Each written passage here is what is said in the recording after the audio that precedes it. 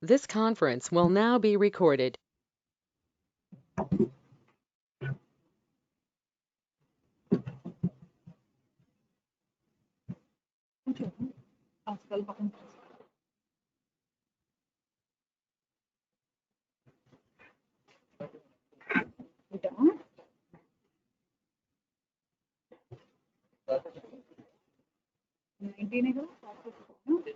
Okay.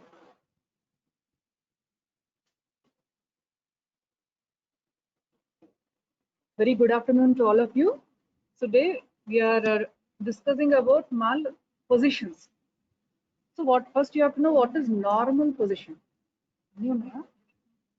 So what is normal position? As all of you know, normal position is nothing but occipital anterior position, flexed occipital anterior position. Slides కావాలండి.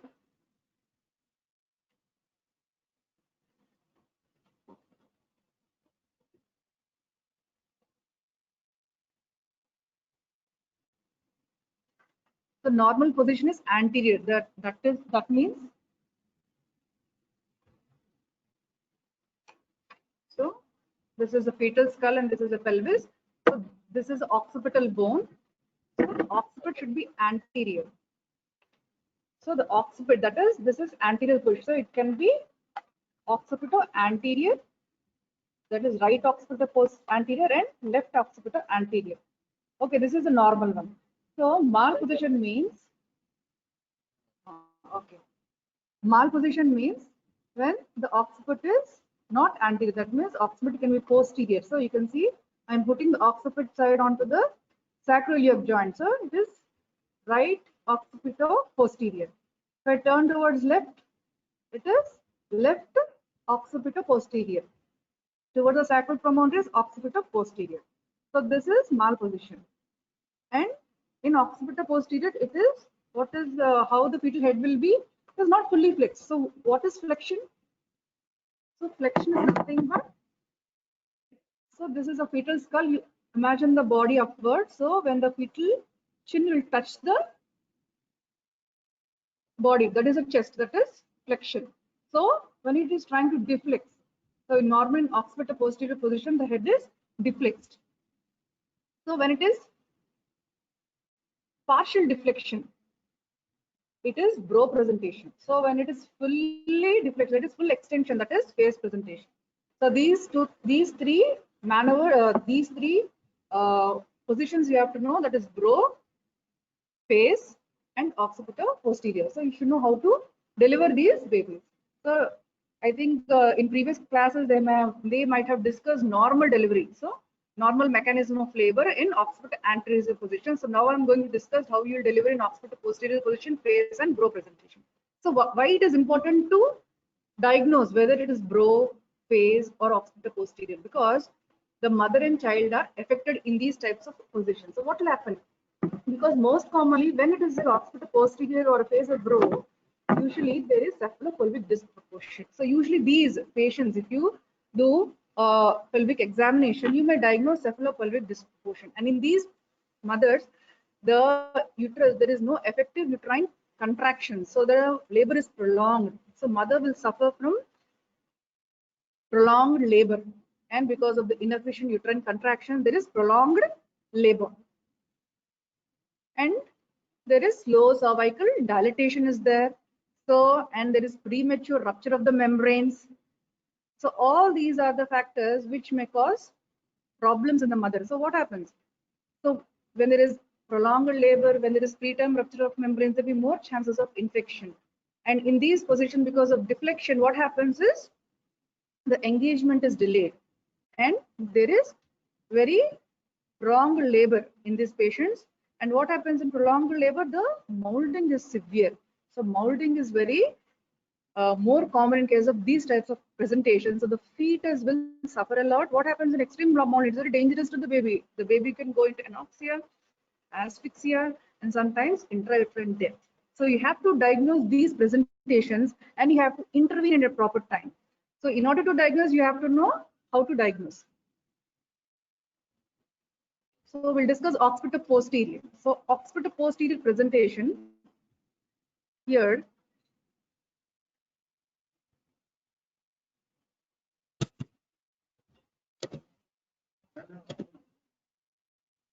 occipital maybe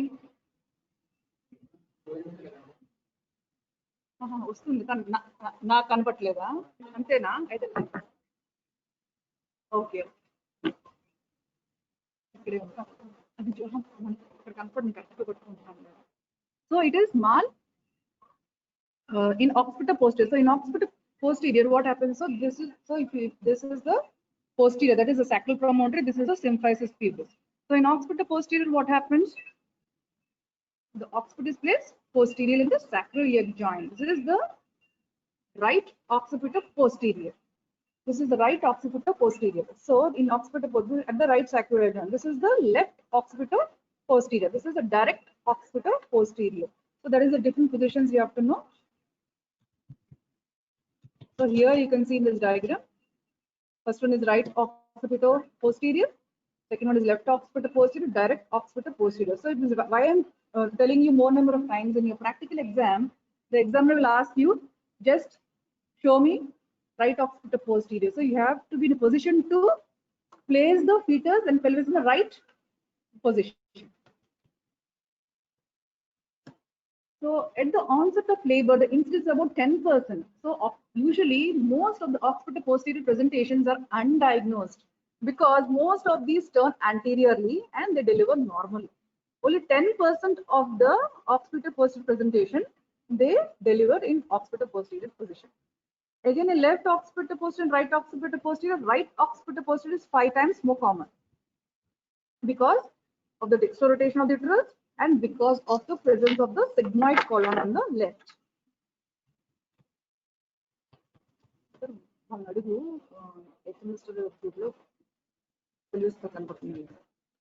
Next, what are the causes?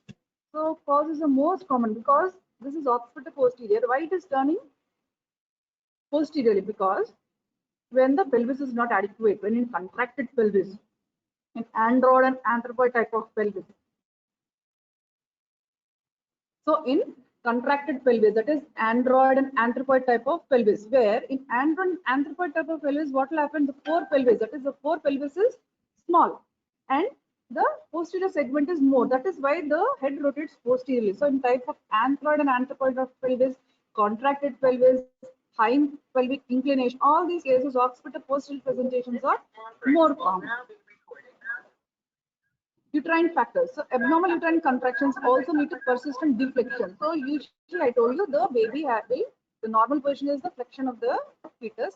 But what happens is because of some reasons, if there is deflection, so deflection of the head will also lead to occipital posterior presentation. So how do you diagnose? So when abdominal examination. So when you're doing abdominal examination or in occipital posterior. So imagine the body like this. So this is occipital posterior. If you imagine what happens, the fetal limbs will be more towards the flanks and there will be subumbilical flattening. So in occipital posterior, most common is a subumbilical flattening is there. Then the head is not engaged. The head is not engaged in these cases. So important point in occipital posterior position is when you just do an inspection of the abdomen, there is subumbilical flattening.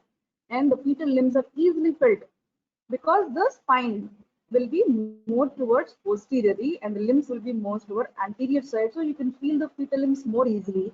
And fetal back is very far away from the midline, so you cannot able to feel. So you will be not able to feel the fetal back. And anterior shoulder is also away from the midline, and head is not engaged because there is partial deflection. The head is not engaged. Then auscultation. If you try to hear the fetal heart, it will be distinctly heard in the occipital posterior presentation in the flanks. Okay, because usually the fetal heart sound is transmitted through the scapula. So scapula in occipital posterior will be towards back. That is why the fetal heart is distinctly heard. Then when you do a vaginal examination, there will be elongated bag of membrane and the sagittal suture occupies one of the oblique diameter. So this is a sagittal suture, no? So this is the sagittal suture. So in occipital posterior, it is occupied. So where is the now the sagittal suture is occupying the right oblique diameter, right? Now the sagittal suture is occupying the left oblique diameter and the posterior fontanelle. So this is the anterior fontanelle. This is a posterior fontanelle. So where is the posterior fontanelle? It is near the sacroiliac joint. The anterior fontanelle is more towards the symphysis pubis. Okay, and to know whether it is the occiput or not, suppose if the fetal dilatation is there, but there is edema of or there is caput formation, you're not able to know where is occiput. The one thing is you should know when you feel unfolded pinna. So you can see this is my ear, so this is unfolded pinna and this is a folded pinna. This unfolded pinna is towards the occiput. Okay, that is the how to diagnose where is the occiput. Now we'll discuss about mechanism of labor. So in occipital posterior position, what is the head engages to the so right occipital posterior is more common, so we'll discuss the mechanism of labor in right occipital posterior. So in right occipital posterior, the head engages in the right oblique diameter. Okay, in right oblique diameter. So first always there is flexion, there is flexion. So good uterine contraction will result in flexion. So try to the baby will try to flex. But here in occipital posterior position, sometimes the baby is not able to flex properly. So there is descent and flexion at a time. And because I told you most of the occipital posterior position will rotate anteriorly. So this is occipital posterior. Anterior means from occipital anterior, so from the occipital posterior to occipital transverse, right occipital anterior and occipital anterior. So this is how the baby wants to rotate, because to deliver normally, because in 90% of cases it happens. So what happens when the baby is trying to rotate? Suppose if it is left occipital, right occipital posterior. So right occipital posterior, where are the shoulders are occupying the left oblique diameter. The sagittal suture is occupying the right oblique diameter. The shoulders are occupying the left oblique diameter. So when the baby is trying to rotate from right occipital posterior to right occipital transverse, there will be lag of about 45 degrees the shoulders, but the neck will try to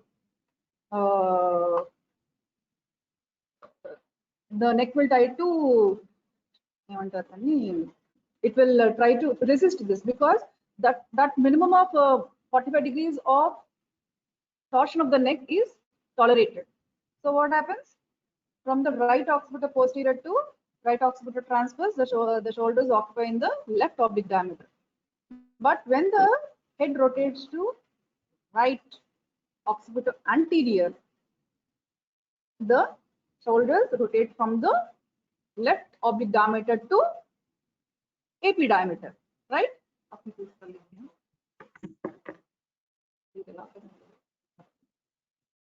So if you take, so this is the fetal skull. Fetus.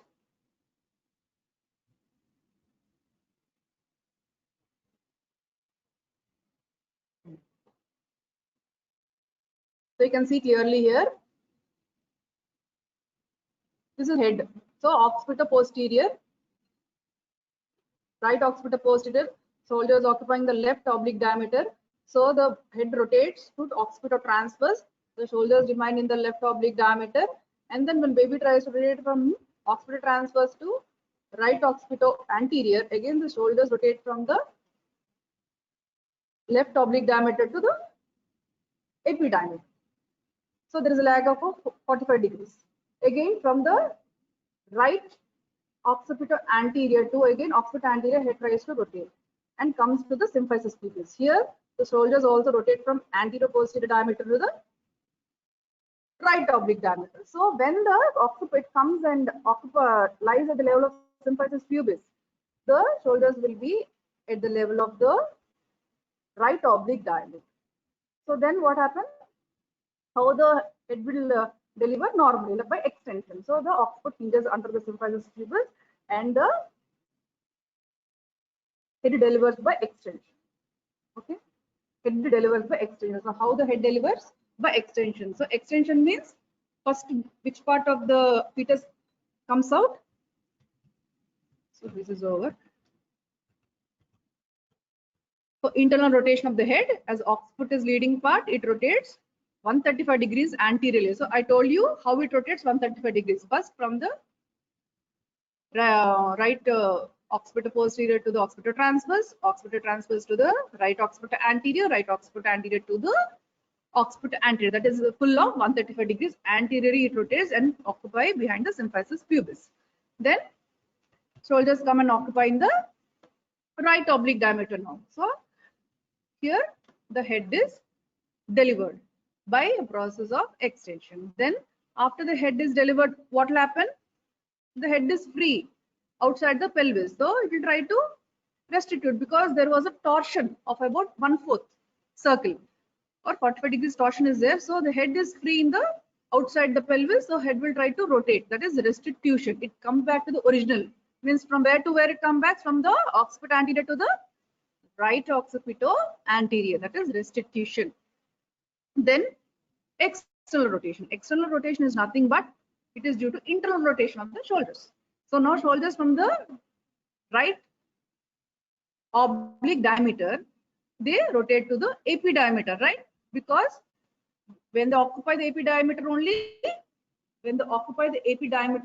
the shoulders comes out. So here when the occiput comes out, so the head occupies the right occiput anterior. So the shoulders will be in the right oblique diameter. So in order to the shoulders to come out, what happens? The shoulders have to rotate from right oblique diameter to the AP diameter. So right oblique diameter to AP diameter, it rotates, and because the head is free in the pelvis, free outside the pelvis, it also rotates to avoid any torsion. From where to where now? From the right occiput anterior to the right occipital transverse, head also rotates. Again, same. That is, again, the anterior shoulder hinges under the symphysis pubis, and then by lateral flexion, the posterior shoulders come out, and then you can deliver the anterior shoulder. So this is the delivery in occipital posterior. So same thing, but you have to know that the head will take more amount of circles to come to the anterior position, right? That is through 135 degrees. Sometimes the neck also can resist up to 90 degrees torsion also in some cases, but there will be more chances of injury and more hard and prolonged labor. It won't be smooth. So after external rotation, the shoulders are delivered. So this is when there is favorable rotation. That is when the occipital posterior can turn into occipital anterior, there will be normal delivery. But in some cases, what happens? It won't turn. That is an unfavorable circumstances. It will be non-rotation or mal-rotation, 10% of cases. That is incomplete, sometimes incomplete forward rotation. Sometimes what happens? The occipital rotates from the right occipital posterior to right occipital transverse, and it won't rotate. That is called as DPA, deep transverse arrest. So incomplete forward rotation, right? That is deep transverse arrest means, I told you this is the occipital posterior, right? So this is occipital posterior. When this occipital posterior, the baby is trying to rotate anteriorly.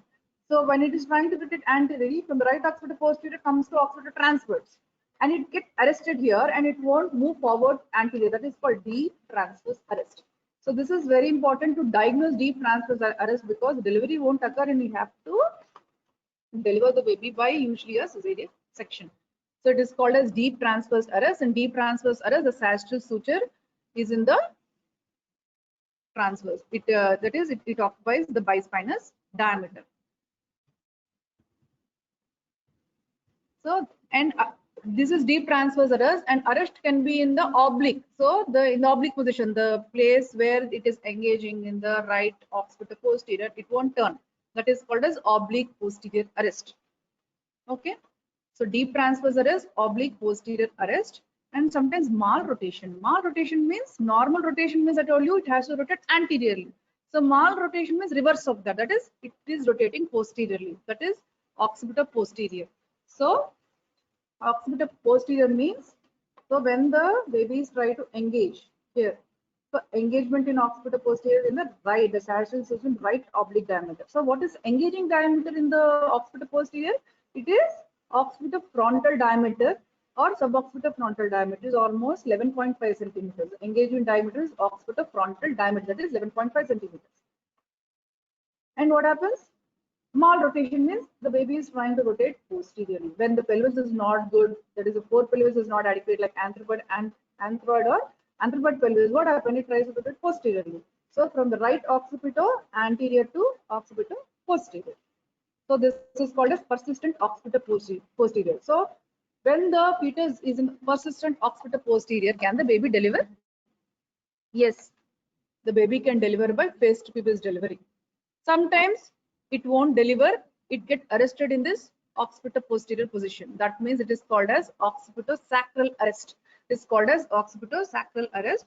You have to diagnose it early because you have to deliver, or otherwise there will be problem. There will be that is the sequences in the mother and fetus will be not good. So what happens? Now we'll discuss about occipital posterior. So occipital anterior, 90% of the cases. Sometimes what happens? There is malrotation to occipital posterior. So it is like this. So what happens? It has to deliver. So what happens is the baby will try to flex. So head is deflex. So baby will try to flex sometimes. So to deliver in occipital posterior position. So how the baby will deliver? Suppose it is in partial deflection, that is head is not deflect that much. What happens? Partial deflection, what happens? The brow, that is the forehead, or the forehead will be hinging under, that is the place where, and this is the bregma, no? So anterior to bregma, it hinges under the symphysis pubis. If it is partially flexed. Sometimes more deflection is there. What happens? The nose will get impinged onto the symphysis pubis. So in both is how the delivery occurs by flexion first. So like this, the baby is there. Suppose this is hinging under the symphysis pubis. First, the baby undergoes flexion. So by flexion, what will come out first? So bregma will come out. Okay. Suppose if it is a partial deflection, the bregma, anterior bregma, it hinges the symphysis pubis. So by extreme flexion, what will come out? The bregma will come out. The vertex will come out, and the occiput will come out. So first by extreme flexion, then extension. So after this come out, the head will come back. Like this, it will move, and then what will deliver? Nose, then mouth, chin. So this is in phased pubis delivery, first there is extreme flexion. In extreme flexion, what will deliver first? Bregma, vertex, and occiput. Then extension. Extension, your nose, mouth, and chin will deliver. But what happens here is, in this phased pubis delivery, the diameter which is occupying the pelvic outlet will be more. So outlet will be more, and there will be tears, perineal tears. So you have to give a liberal episiotomy. So in occipital posterior, what is the mode of delivery?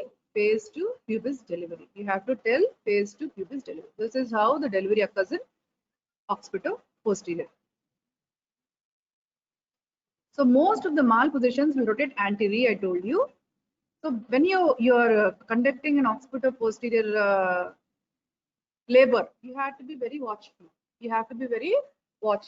So you have to see the maternal and fetal condition, and if the uterine contractions are inefficient, you have to augment the oxytocin drip. As all of you know, you have to augment the oxytocin drip till the adequate uterine contractions come. What are the adequate uterine contractions? Is about 3 to 4 uterine contractions, which are lasting for 45 to 60 seconds in 10 minutes. That is the adequate uterine contractions.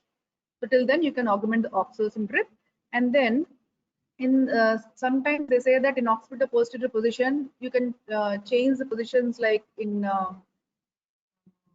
knee chest position. And suppose if it is right occipital posterior position, you ask the patient to lie on the right side. Then it will facilitate anterior rotation.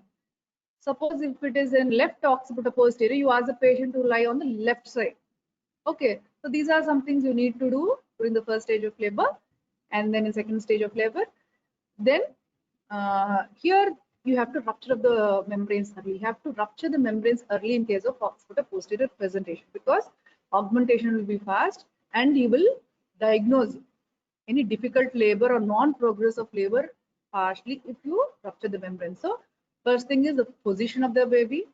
that is a position of the mother, you have to change in occipital posterior presentation, and you have to augment when there are inadequate uterine contraction, and you have to early rupture of membranes you have to do in case of occipital posterior position, and in fact you have to monitor by partograph. That is when you are planning to deliver by phase to pubis delivery. But when you have diagnosed deep transverse arrest, so I think DT, a deep transverse arrest, is a 2 marks question for you or 4 marks. So deep transverse arrest is when the baby get arrested when the fetus is trying to rotate anteriorly, it will not rotate from it will not rotate. Suppose the head is engaged in deep head is engaged in transverse diameter only, then it gets arrested, it won't move. Or whether it is engaged in right occipital posterior, in the process of movement to anterior, it get arrested in deep transverse arrest. So you should deliver by usually section, cesarean section is best method for when the fetus get arrested in deep transverse arrest, or otherwise you can use a vacuum extraction. You can deliver, but it is very dangerous to do these things. If you diagnose deep transverse arrest, go for a section. Then manual rotation. So what are the manual rotations? So manual rotations, you have some methods to manually rotate.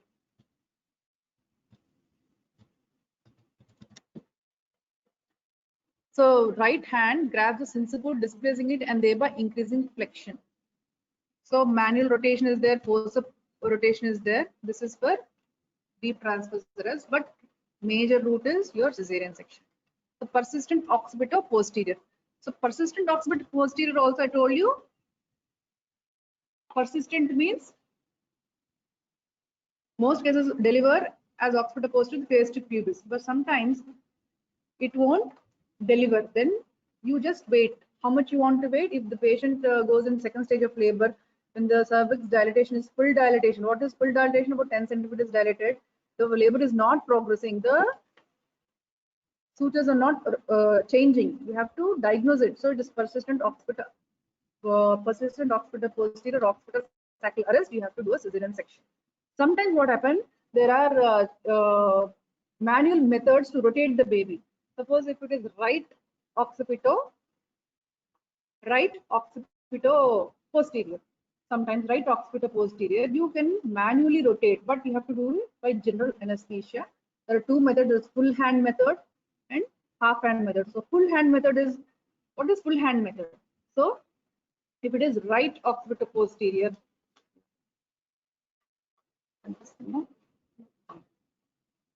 so if it is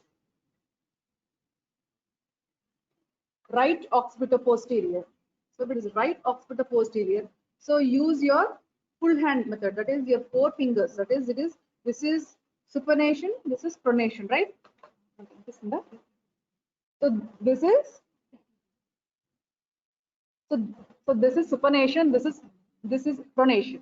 So partial supination. So the partial supinated arm, place your hands like cone shaped manner, and these 4 fingers and with thumb you fix the head.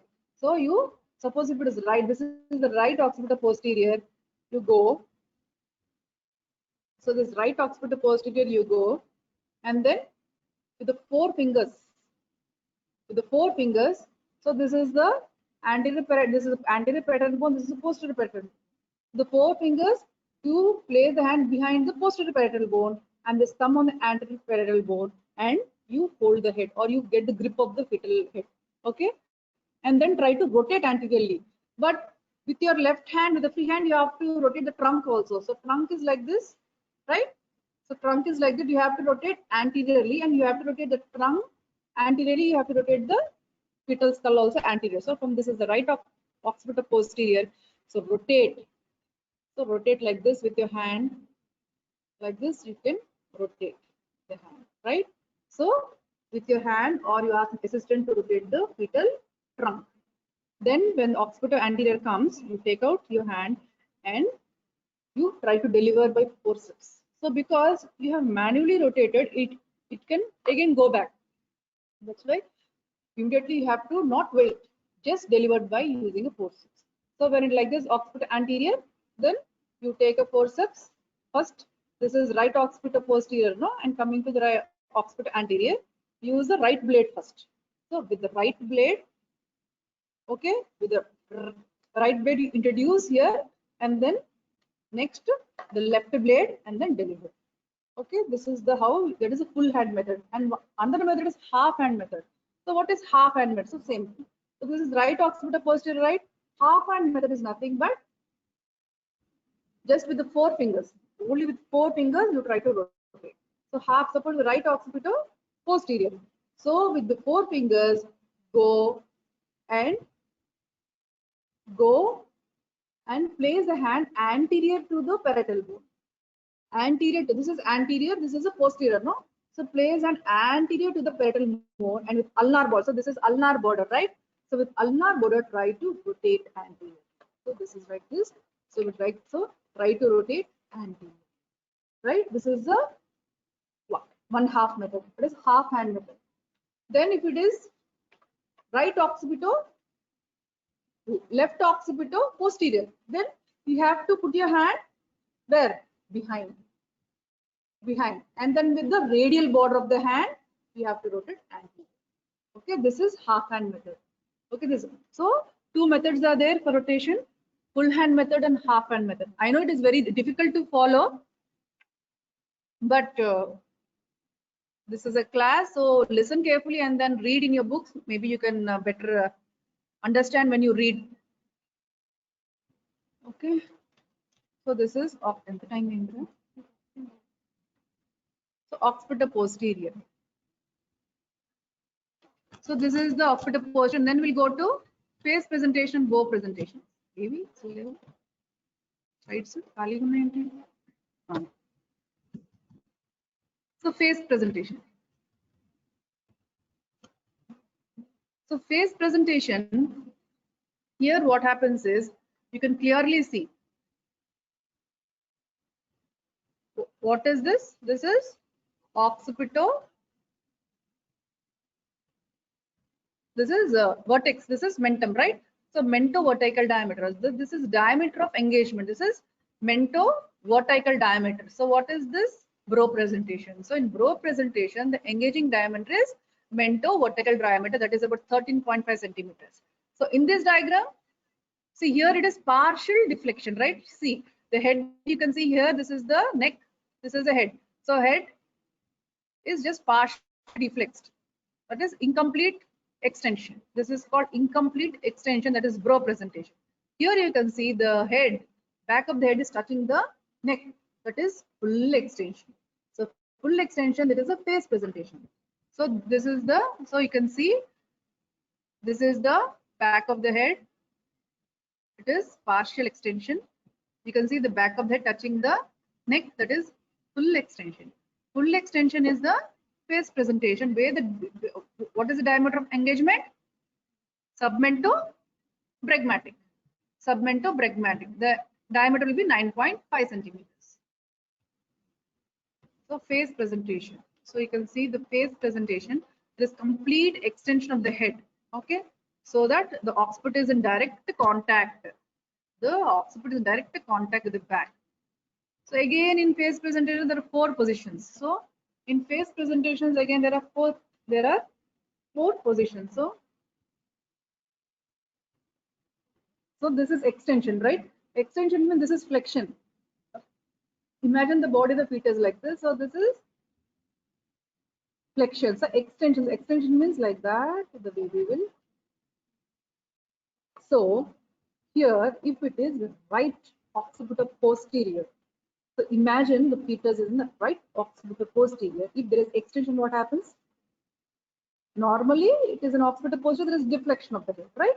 So if it is extended fully, what happens? The mentum, right?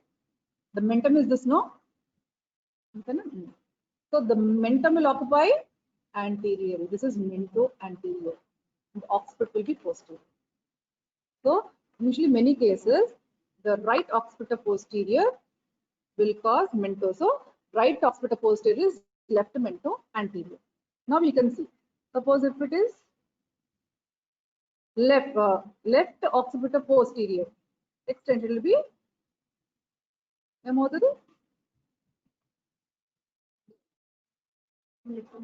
left mento anterior. Okay. So like that, there'll be 4 positions. So most common, I think it is left mento anterior is the most common position, the face presentation.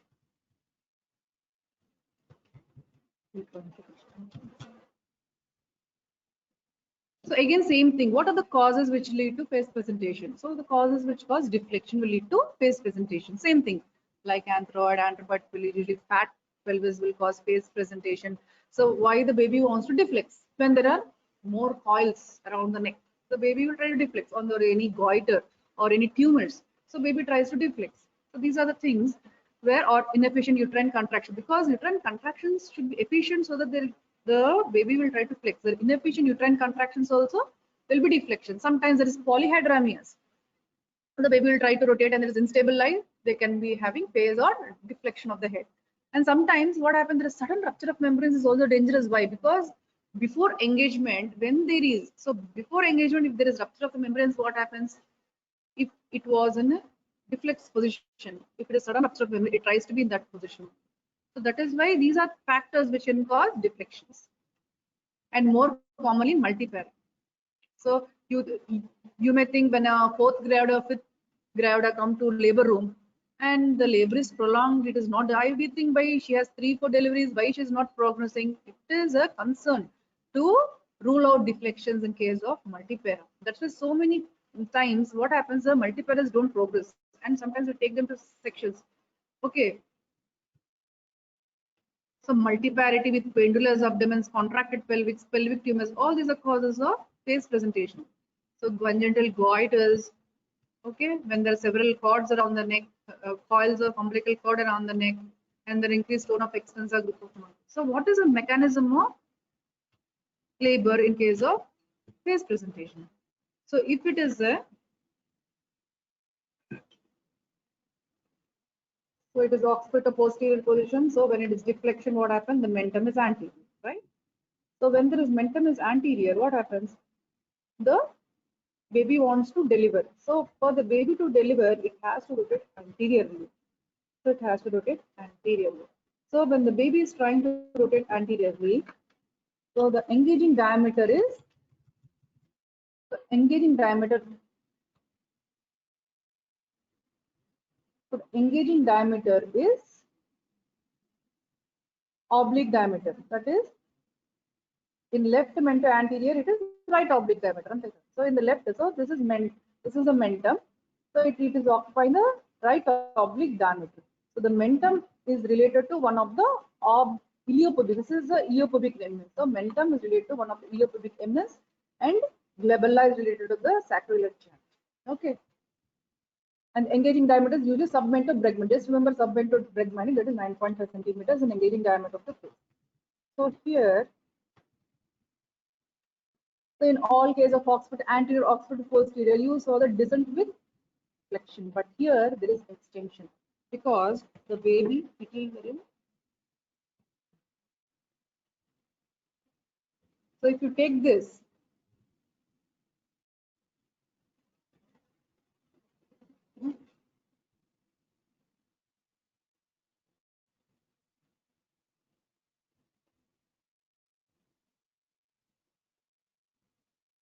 I told you, suppose this is occipital posterior, na? So occipital posterior, the baby is deflex, so like this it will be. So the mentum will be anterior. The mentum will be anterior. So this descent and increasing extension, there is extension. So when there is descent and increasing extension and the engaging diameter, the left mento anterior occupies one of the right oblique. This is the left. So left mento. So this is left mento anterior. No, the left mento anterior occupies the right oblique diameter. So this is the right oblique diameter. So right oblique diameter. So there is descent, increase of extension, and then there is rotation of the chin. That is the mentum towards the anterior, that is towards the symphysis pubis. When it rotates towards symphysis pubis, there is delivery. So it rotates to the symphysis pubis, placing the mentum anteriorly towards the symphysis pubis, and further descends. The submentum hinges under the pubic arch. So it descends with extension till the submentum hinges under the to be cut. And how is the delivery? By flexion. So it has to deliver by flexion because it was an extension. No, like this. It has to. So it has to deliver by flexion. So this is like this, right? So it has to deliver by flexion. So it has to deliver by flexion. Or it can't do because it was an extension. So when the baby wants to come out, it has to deliver by flexion, right? So when it is delivered by flexion, what happens? It is delivering the chin, face, brow, vertex. So reverse order, vertex and lastly ocular. So like this. So this is the, okay. And when it is delivering, the diameter of the distending bulbal outlet is submento-vertical. So when it's trying to deliver by phase presentation, the distending bulbal outlet will have submento-vertical diameter 7.5 centimeters. So really it will be very, very hard for the mother. She'll have more pain and more amount of lacerations. And that's why liberal episiotomy is important. And one thing in phase presentation is, it is very important, is the baby head, the baby face will be swollen because there will be edema, there will be obstruction of the lymphatic drainage, and there will be pressure on the face there, because when there is rupture of the membranes, the maximum burnt is by the face. So the face will have misshapen, and after the delivery, the parents will be worried seeing the face because everything is like swollen, eyes, face, mouth. So they'll be swollen and they're very worried. But you have to counsel the patient 1 or 2 weeks, the edema will reduce. Okay, but you have to diagnose in only mentum anteriorly. When the mentum rotates anteriorly, only they'll be delivering. If the mentum is posteriorly, there is no delivery. You cannot deliver. You have to do a cesarean section. So that is, diagnosis is very important. It is whether it is mentum anterior or mentum posterior. So after delivery, again restitution, same thing. So restitution occurs in the same opposite of the internal rotation, and then external rotation of the shoulders, and the baby is delivered. Now coming to mentum posterior, sometimes 20 to 25% mentum posterior cases. So mentum posterior means the mentum is posterior. So mentum, this is the mentum. So mentum is posterior. So when it is occipital, so it is occipital anterior. So if you take this as occipital anterior, what happened when there is deflection? The mentum will be posterior, right? So mentum will be posterior. So in mentum posterior, what happens is, when the chin or the mentum will rotate posteriorly, it won't deliver because the mentum, if it has to deliver, it has to cross the sacral bay. The sacral bay is about 12 centimeters, and that much place is not there. So it cannot sweep that total length of the sacrum to deliver. And also when the mentum, when it is sacroposterior, the mentum posterior occurs, what happens? The bregmatosternal diameter is there. So when the baby is coming,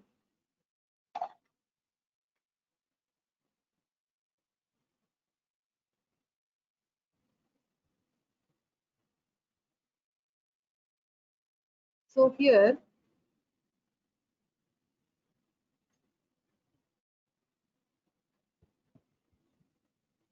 so this is occipital anterior. So when it is deflexed head like this, it will be, right? So this mentum is in the sacroposterior. So when the sacroposterior, it will try to, the mentum is in posterior like this, it tries to rotate. What happens? The bregmosternal diameter. So this is the bregma, the sternal diameter. This is bregmosternal diameter will come into the pelvis. So that is occupying the pelvis, and it won't let the delivery to happen, and it cause obstructed lip. So you have to diagnose early whether it is mentum anterior or mentum posterior only. You can save the baby. Because mentum posterior, don't delay, go for a cesarean section. So these are time.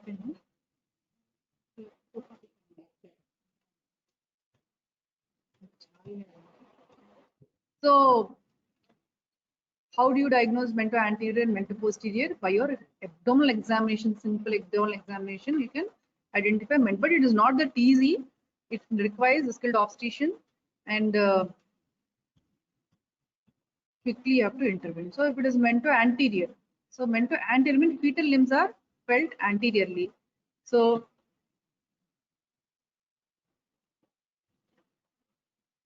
So mento anterior means this is the baby, right? So this is the baby. So mento anterior means like this it is, right? So mento anterior means it is like this.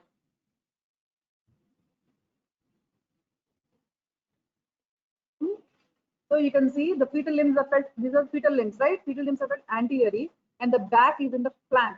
And it is very difficult because you can see the back is towards my side. No, it is very difficult to palpate when doing abdominal examination. You can feel the fetal limbs. And the chest is thrown anteriorly against the uterine wall. This is the chest is thrown anterior against uterine wall. It's often mistaken for that. If you take mento posterior, so this is mento anterior. Suppose if you take mento posterior like this, the baby, right? Okay, na? So mento posterior. So mento posterior, the back is front because this is the back. You can feel the back nicely, right? That is mento anterior, mento posterior. Okay. That so next by vaginal exam. So basically, vaginal examination you have to differentiate between the phase, between the breech. Okay. So phase presentation, you can clearly see the suckling effect of the mouth when you examine, and the mouth and the malar eminences. So mouth. So this is the baby, no? So you can see this is the mouth, and these are the malar. These are the malar eminences. So these malar eminences and mouth are not on the straight line, right? But in breech, what happens? The anus, the ischial tuberous phase. That I'm speaking about the bony prominence. So you can just feel the bony prominences, no? So in case of face presentation, the mouth, the malar eminences are in a triangle, and you cannot feel in a straight line. In case of breech, your anus, the ischial tuberous is felt on the same line. So in case of face presentation, there will be hard alveolar margins and absence of meconium staining on examination fingers.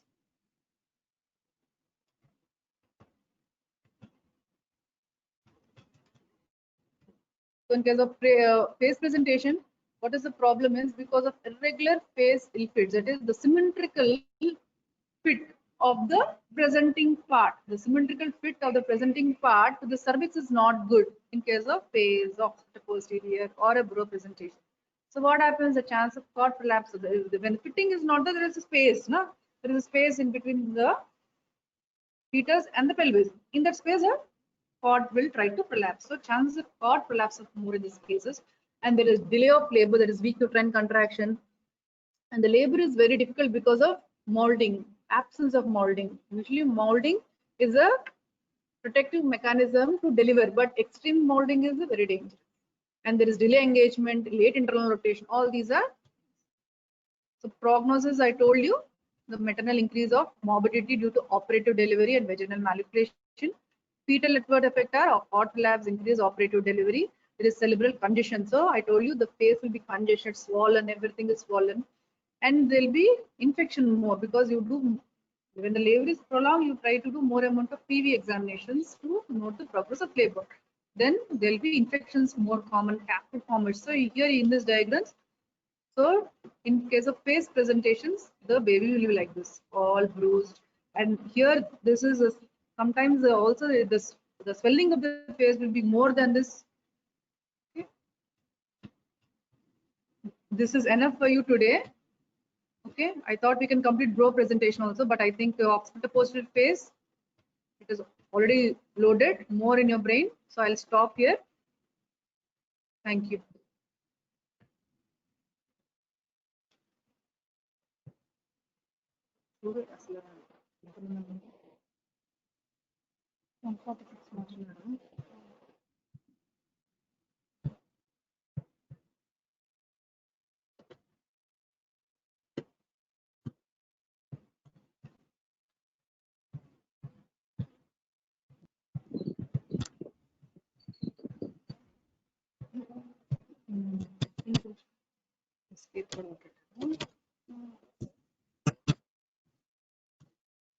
వచ్చిందా